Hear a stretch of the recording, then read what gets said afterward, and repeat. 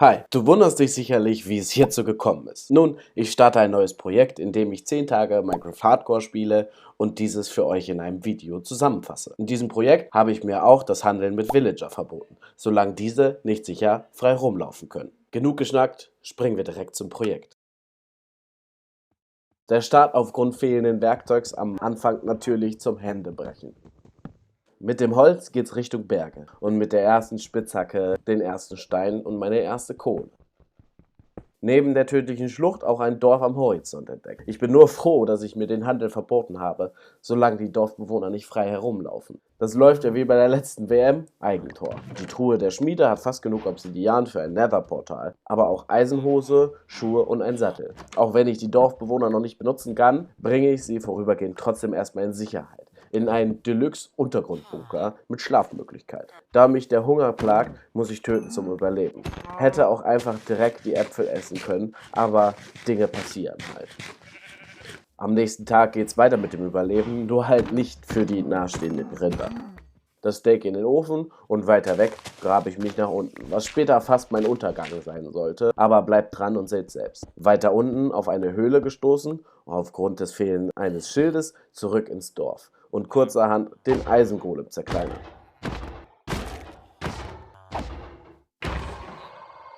Steak mitgenommen, Eisenspitzhacke und Schild vom Ertrag des Eisengolems gemacht. Zurück in der Höhle habe ich Tonnen von Kohle und Eisen rausgeholt. Angekommen auf Diamanthöhe konnte ich das Gold leider nicht abbauen aufgrund von akutem Holzmangel. Also wieder nach oben. Zurück an der Oberfläche springen mich 2 Spinnen an und ein Kamikaze-Creeper von rechts. Diese explodiert meine Herzen auf nur noch ein halbes herunter. Abstand gewinnen, einbauen, heilen. Jetzt springt mir auch noch eine Spinne auf den Kopf und bringt mich wieder auf ein halbes Herz. Während ich heile, überlege ich mir, dass Flucht wohl das Beste ist. Also losgespurtet und direkt einen Bewohner aus dem Bett geschmissen, um selbst zu schlafen. Jetzt geht es daran, die Creeper zu erledigen, damit sie mich nicht überraschen können wie gestern.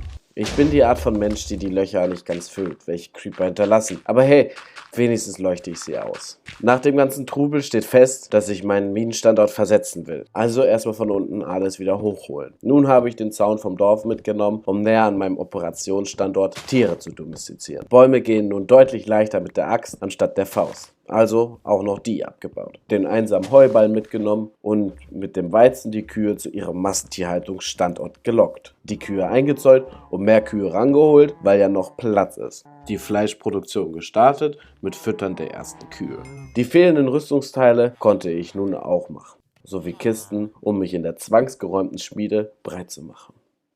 Nur noch Spitzhacke und Schaufel aus Eisen gemacht und dann geht's heute auch etwas früher ins Bett in meiner neuen, zwangsgeräumten Schmiede. An Tag 3 übernehme ich die Agrarwissenschaft der zwangseingewiesenen Bewohner. Hinter meinem neuen Domizil der Schmiede eine neue Mine angelegt. Dort grabe ich einfach in eine Spirale runter Richtung Dia-Level. Auf halbem Weg bin ich auf einen Dungeon gestoßen mit einem Spawner, welcher sich als Skelett-Spawner herausstellt. Hierfür bin ich natürlich auch wieder fast gestorben. Auch für euch die ungeschnittene Wahrheit, es ist wirklich schmerzhaft dabei zuzusehen.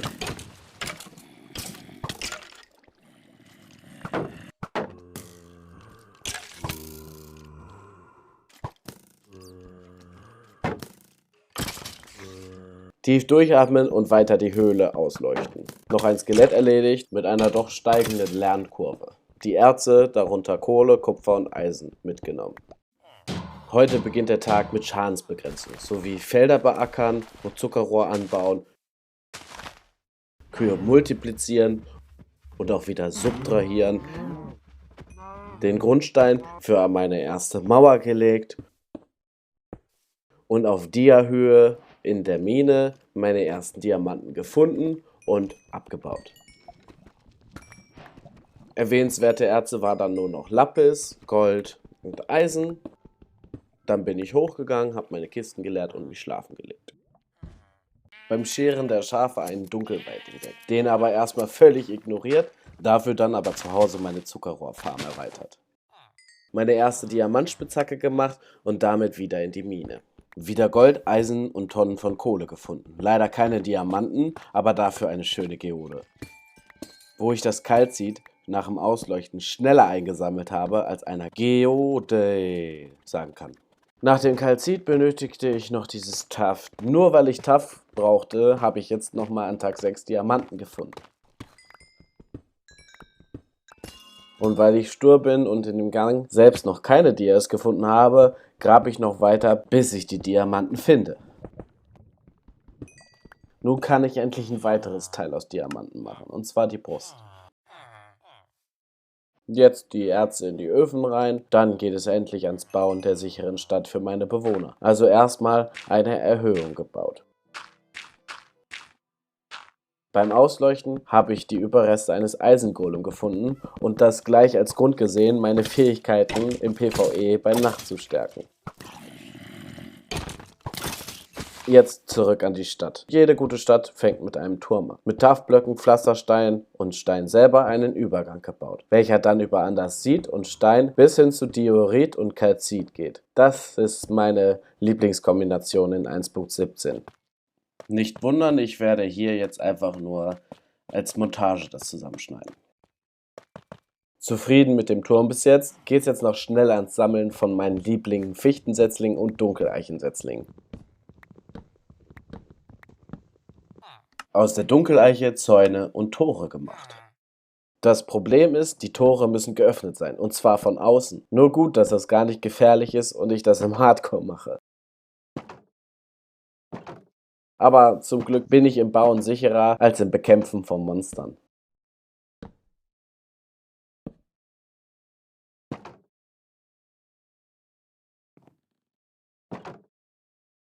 Jetzt noch Dunkeleichenstufen drauf und mit dem Deep Slate das Dach vervollständigen.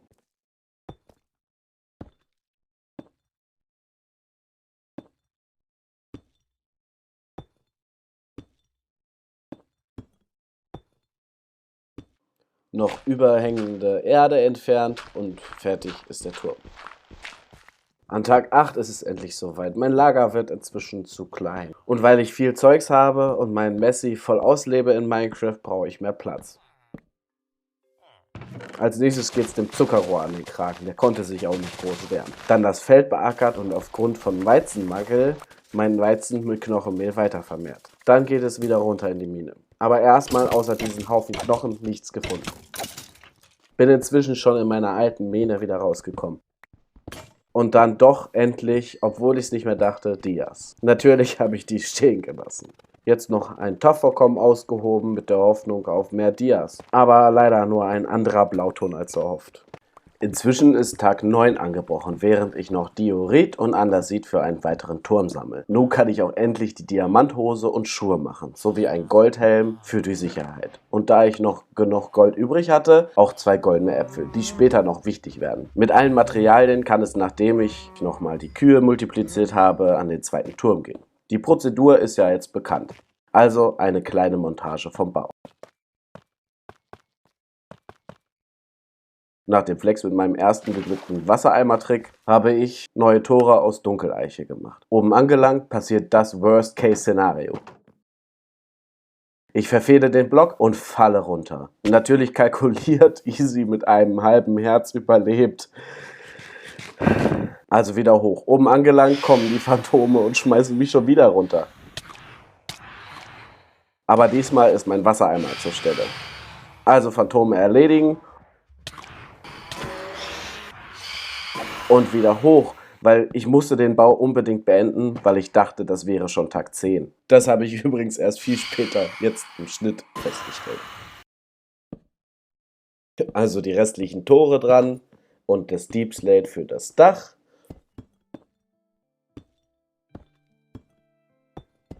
Und dann fängt auch schon Tag 10 an und nicht Tag 11.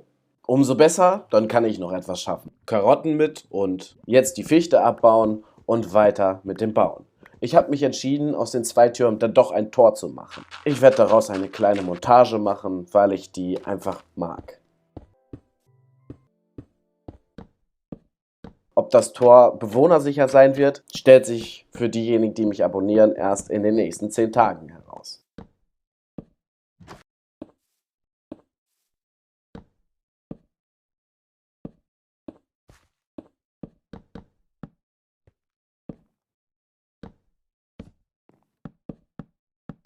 die Fichtenstämme noch schälen. Natürlich bekommt das Ganze auch noch ein flaches Dach. Und fertig ist das Tor. Die 10 Tage sind nur so davongeflogen. Noch ein letztes Mal Zuckerrohr ernten, ein letztes Mal die Eisengolems reparieren. Und hier nochmal mein gesamtes Hab und Gut aus 10 Tagen Hardcore Minecraft. Erstmal bedanke ich mich fürs Zuschauen und für diejenigen, die mehr Hardcore mit mir sehen wollen, da kommen täglich TikToks auf meinem TikTok-Account mit einem anderen Hardcore-Projekt, wo ich jeden Tag eine Folge rausbringe. Damit geht der 10. Tag im Bett zu Ende. Wie weit werde ich wohl kommen? Fortsetzung folgt.